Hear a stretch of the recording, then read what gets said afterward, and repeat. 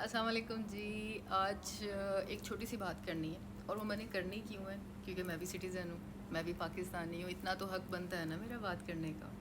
تو بات یہ ہے کہ ایک چھوٹی سی اناؤنسمنٹ ہے میری طرف سے.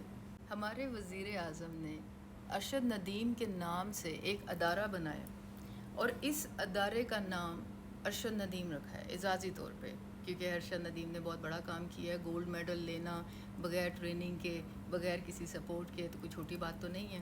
اور اس ادارے میں ہماری جو عوام ہے، اور وہ والی عوام جو ارشد ندیم کے گھر کے پاس بھی رہتی ہیں، اور ان جیسی جن کو کوئی پوچھتا نہیں تھا، ان سب کو ایک چانس دیا جائے گا، ان کو ٹریننگ دی جائے گی. اور وہ کس کی سربراہی پہ ہوگا؟ ارشد ندیم کے. اور اس کے لیے کون گفٹ دے رہا ہے؟ ہمارے وزیر اعظم شہباز شریف. ہائے کاش کہ کوئی ایسی خبر آتی، لیکن آئی کیا؟ ہمارے شہباز شریف نے، ہمارے میاں صاحب نے 15 کروڑ روپے ارشد ندیم صاحب کو گفٹ کر دیے. کس کی طرف سے؟ عوام کی طرف سے، حکومت کی طرف سے. تو بندہ بات پوچھے ان سے کہ آپ نے عوام سے پوچھا تھا؟ بھئی میں نے تو ٹیکس پے کیا، ہماری عوام ٹیکس پے کرتی ہے. 15 کروڑ کوئی چھوٹی اماؤنٹ ہے؟ اتنی چھوٹی اماؤنٹ تو نہیں ہے نا.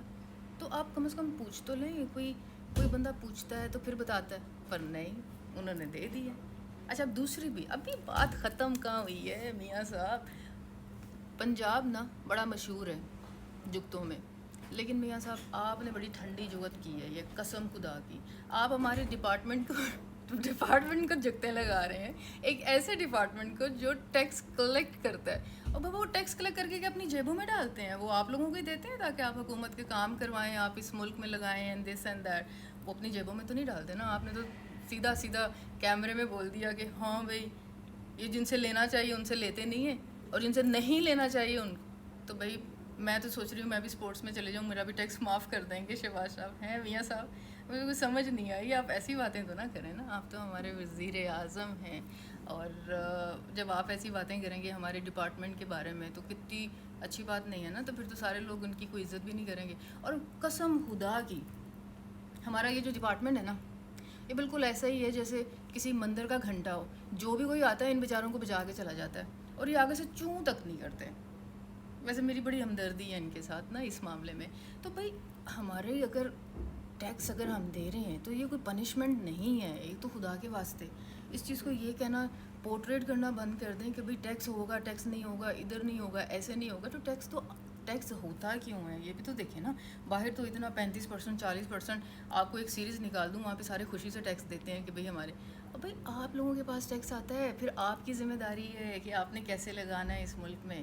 اس کام کی طرف آپ بات کریں نا. اب آپ اپنی طرف سے دے دیں گفٹ. ابھی آپ اتنے امیر ہیں میاں صاحب، اپنی جیب سے پیسے دے دیتے، ہم بھی تالیاں بجاتے. لیکن آپ نے تو عوام کے پیسے یوں کر کے دے دیے 15 کروڑ جیسے پتہ نہیں کیا. اور تالیاں خود لینی ہے تو بری بات ہے نا. اب پتہ نہیں کون سی عوام تالیاں بجا رہی تھی.